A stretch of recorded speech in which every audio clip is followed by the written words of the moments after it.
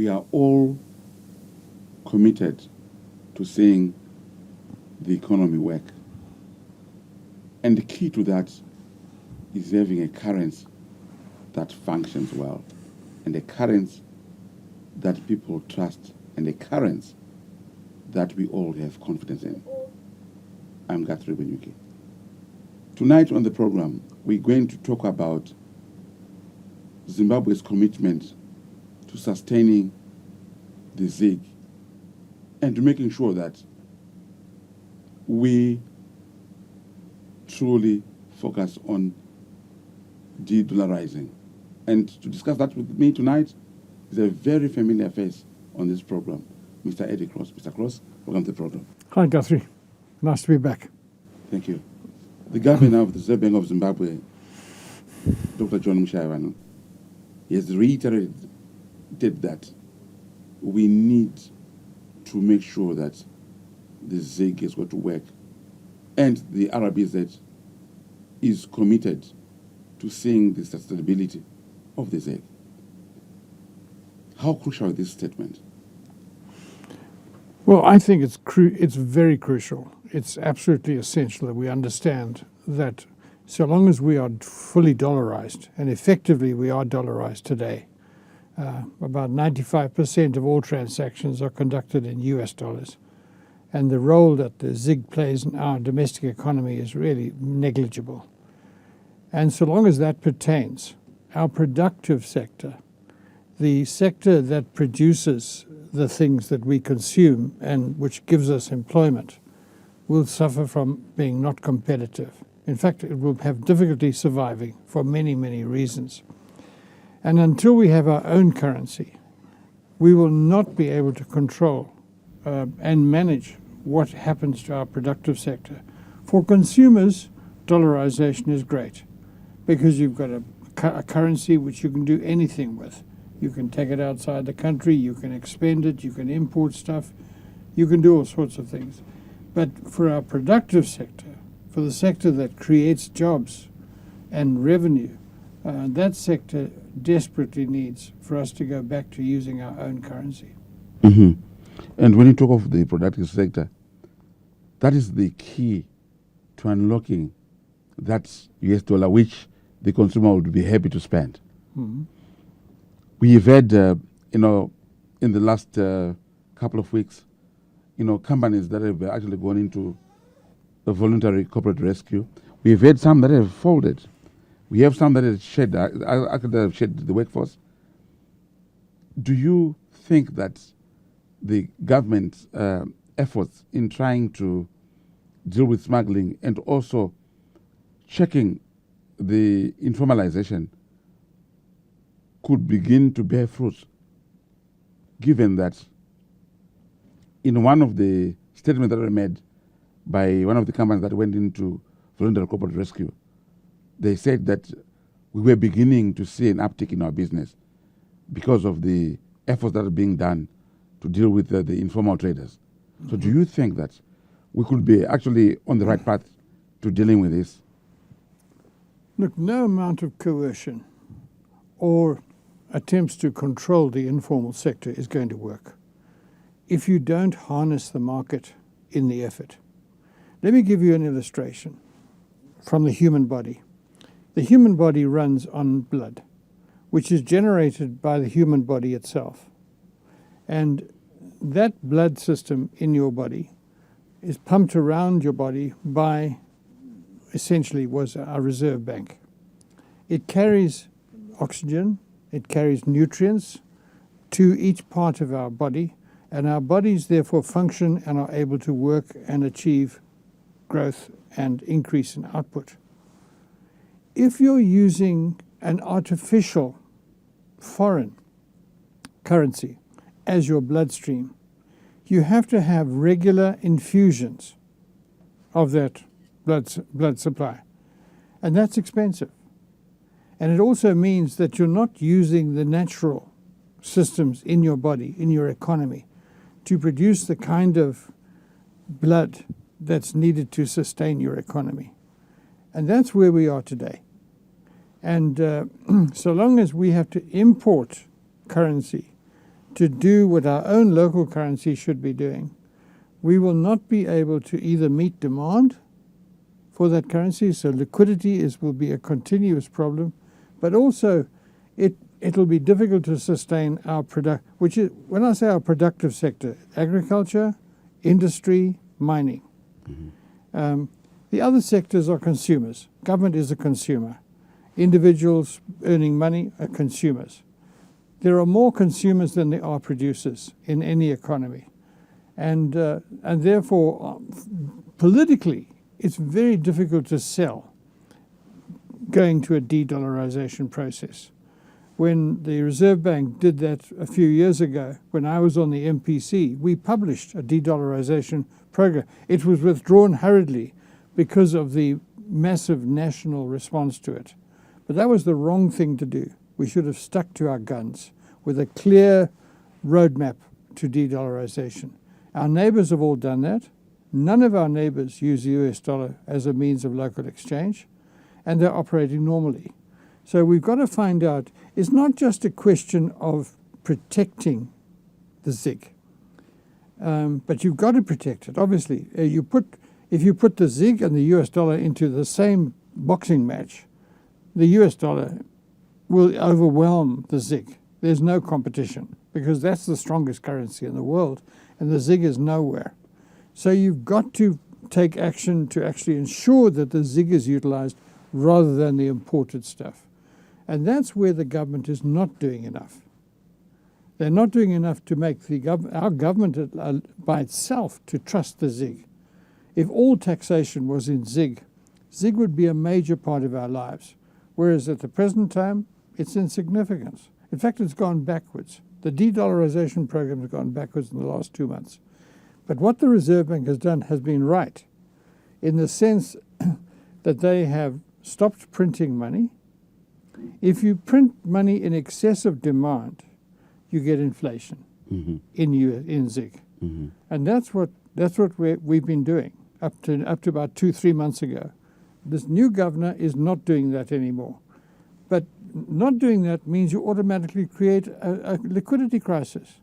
So the private sector is hit by two things. One, an uncompetitive operating environment because of the US dollar. And secondly, the lack of liquidity. And you've got to have both. I mean, you can just imagine if your hand ran out of blood. Okay, it instantly becomes unusable. Paralysis straight away. Paralysis, immediately. And that's exactly where we are. Let's talk about that in the second segment. What we need to do to make sure that we don't have a liquidity crunch, but at the same time, we make sure that the environment becomes competitive for business. Yeah. Please join us in the second segment as we discuss the economy with former member of the Reserve Bank of Zimbabwe, Mandara Police Committee, Mr. Eddie Cross.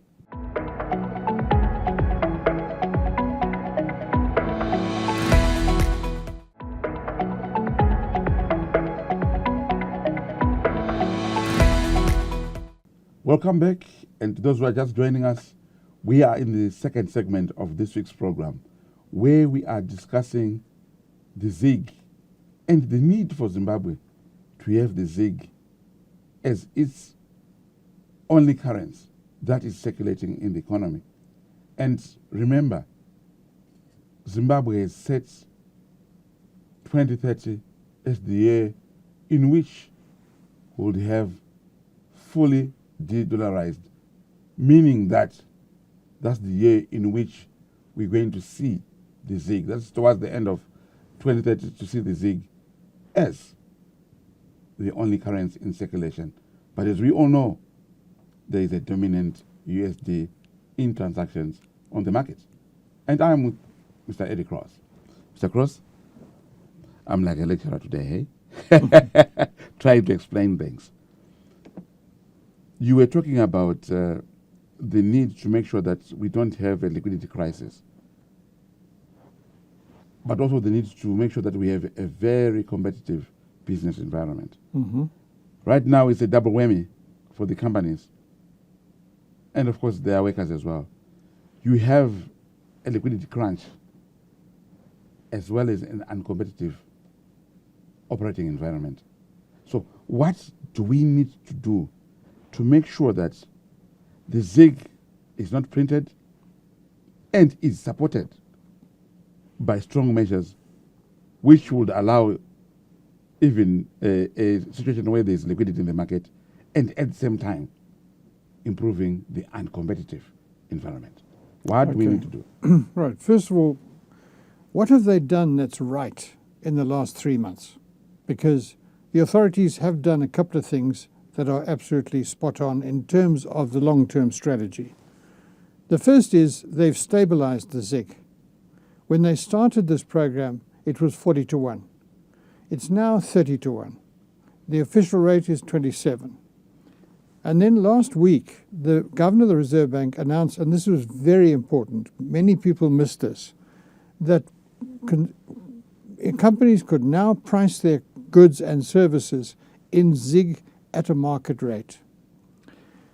Up to now, in the last 3 months, they've been attempting to control the private sector to sell goods and services in ZIG at the official rate, which has meant they've had to inflate their US dollar prices to offset the losses they're making on the ZIG transactions. And when ZIG was 30% and 70%, which was 4 months ago, that was a real problem. That's what caused the current crisis in the private sector. Now it's 5%, 95%, or 10%, 90%. The position of the ZIG is less important. But in terms of building confidence in the ZIG, it has to be at a market price, a real market price, and it has to be convertible. Mm-hmm. And up to now, that has not been the case. And so what we have to do now is to increase the demand for the ZIG. And that can only come from government, because nobody wants the ZIG. I mean, when I was to offer you US dollars or a ZIG, you take what? You take the US dollars. I'll take the ZIG. Oh, you won't. Let me tell you. So I went into a shop the other day. I pulled out my 2 cards, one US dollar, one ZIG, and cash. And I asked the guy, what do you want? He said, cash. Cash US. is king. Cash is king, okay? So long as that prevails, you've got to understand there's no future for ZIG. No future for ZIG. So government is paying exporters 30% of their exports in ZIG. They don't know what to do with the damn stuff because there's no domestic demand. And these retailers that are being paid in ZIG, I mean, I get a proportion of my income in ZIG, and my wife spends it in the supermarkets, okay, who don't have any choice. But at least now we pay a market price for what we buy, whereas previously what we bought in ZIG was being subsidized. Now the situation is, what do they do with that? Because their suppliers don't want it. Because their suppliers can't use, even domestic production, like the sugar industry, is demanding US dollars. Because they say 70% of our inputs are US dollars. Mm-hmm. We can't get US dollars from our bank, so we have to earn US dollars on our sales. If they do get ZIG, they can't convert it into US dollars because nobody will do that for them. So you've got to solve that myriad of problems.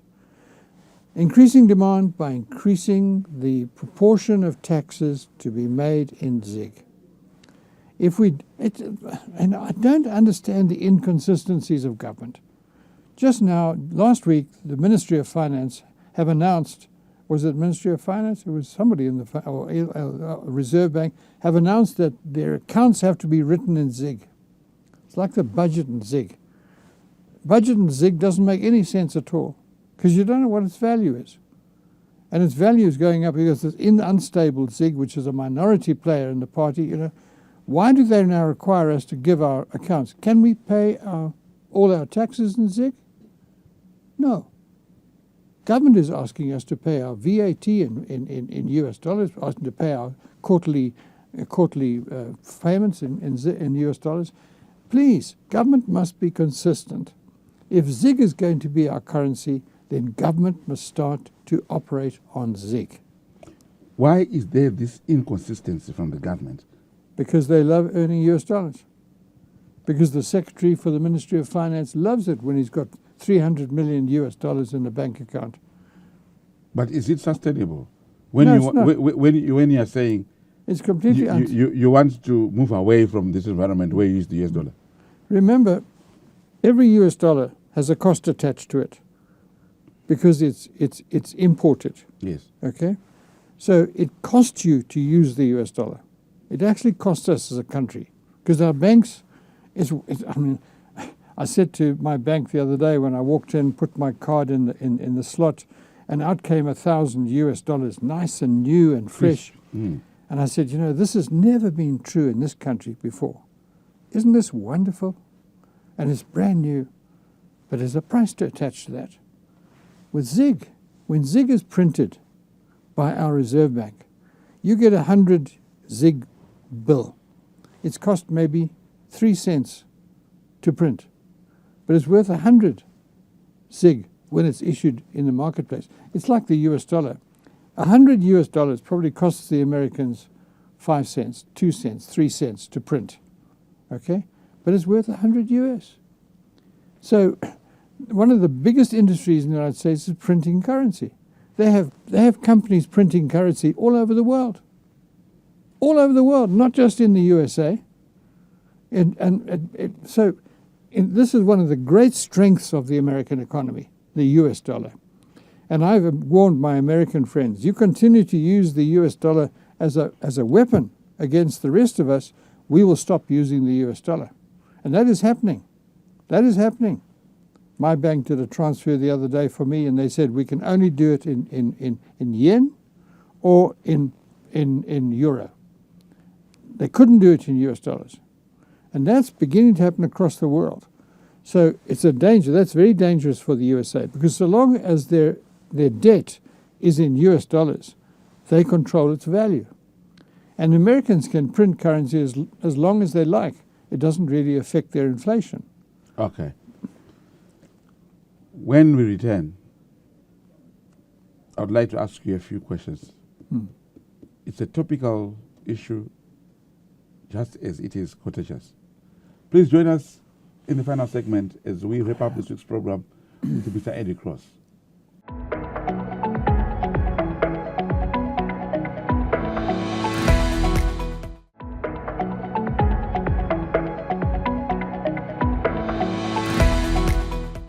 Welcome back, and those who are just tuning in, we are in the final stage of this week's program, where I've been in discussion with Mr. Eddie Cross, talking about the ZIG and the need for Zimbabwe to truly, truly, truly achieve its desire to have the ZIG as the sole currency circulating in the economy. Mr. Cross, on the 5th of March, the Zimbabwe Catholic Bishops' Conference, they penned a letter in which they said, we need to focus on bread and butter issues, not on politics. Yeah. We had the Zimbabwe Council of Churches a day later also penning a letter in which they were saying the same things. We have heard ordinary Zimbabweans saying that we need to focus on the economy, the economy, the economy.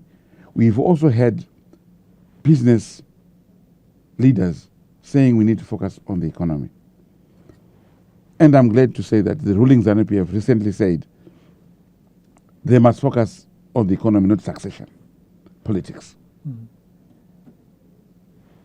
How bad is it a distraction, this issue of succession politics in ZANU-PF, to the efforts of mending the economy and to improve the lives of Zimbabweans?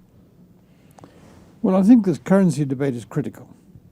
It really is critical. I mean, nothing else works if you don't get this right. Okay?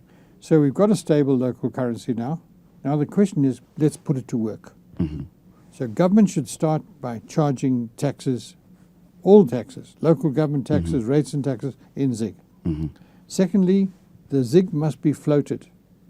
It must be genuinely floated. There must be no semblance of control by the central bank.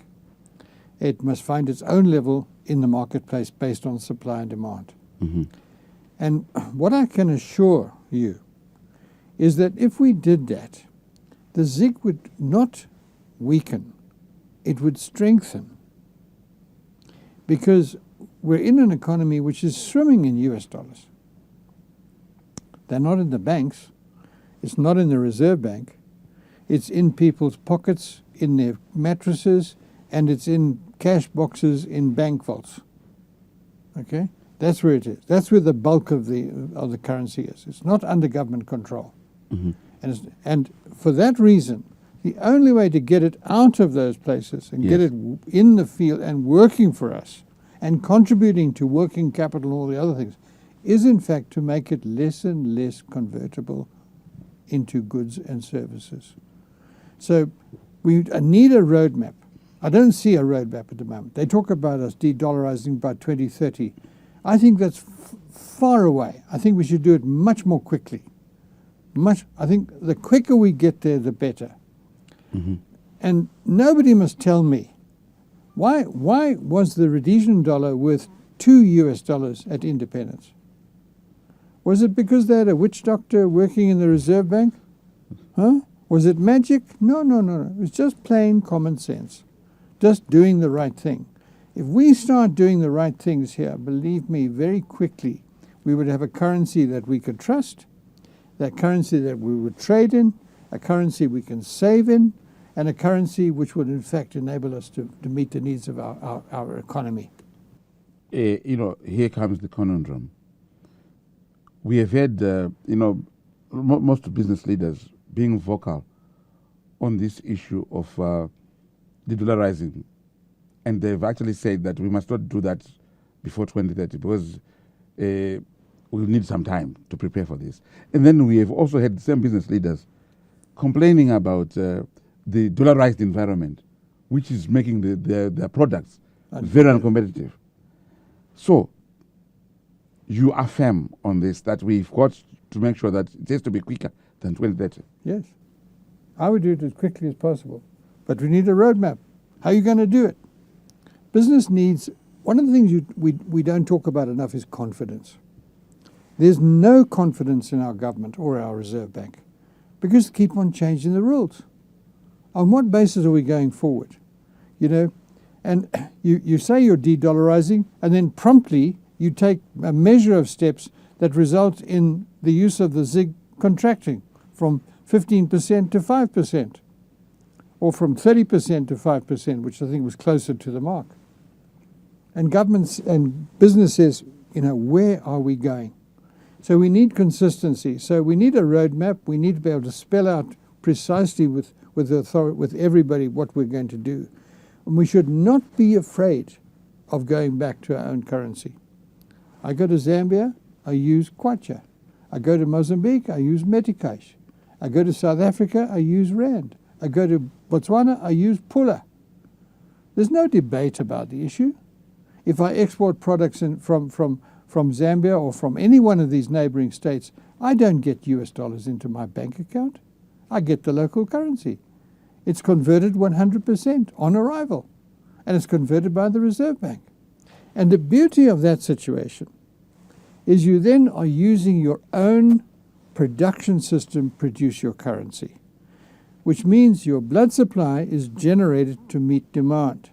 And your body is doing that every day, okay? And you never get any shortages in your appendages because your body is meeting your needs for blood every minute of the day. Our Reserve Bank would do the same. And how the Chinese do it is that when their yuan becomes too strong for their productive sector, they buy it off the market with US dollars. That is why China has reserves. We don't have reserves because we don't do that. And if you have that sort of thing, then you have to print ZiG to meet demand, which means you're printing enough ZiG to meet the needs of the economy. You don't have a liquidity problem. South Africa does not have a liquidity problem. Neither has Botswana or Zambia or Mozambique, but we do. Why? It's because of this element in our society, in our economy. And it's not complicated. It's very simple. So we must kiss goodbye to the US in the shortest period of time. Yeah, but between now and 2030. not completely, because if your ZIG is freely convertible, if I was a businessman in Zambia and I had an invoice to be paid, I take it to my bank. In my account is kwacha. I give it to my bank manager and say, please pay this. He pays it. He doesn't pay it in kwacha. He pays it in US or yen or yuan or pound sterling or euros. Okay, because it's automatically convertible at the rate of the day in the marketplace. Quickly, before we go, Yeah. do you believe that we've now learned from our mistakes, given the recent measures that were undertaken by the Reserve Bank of Zimbabwe governor, saying that trade at the market price, which is quite critical? Do you think we are beginning to show signs that we have learned and we are still learning from our mistakes of the past? We are learning, no doubt about that. But we're not learning fast enough. I've learned fast enough to respect time. When these comrades tell me that it is time, I ought to bow my head and say, oh, it is time. Great. Guthrie. Thanks, Guthrie. God bless. A pleasure. Okay. As always. Thank you. Thank you for coming back. Well, we are learning from our past mistakes, but we haven't learned enough. Good night.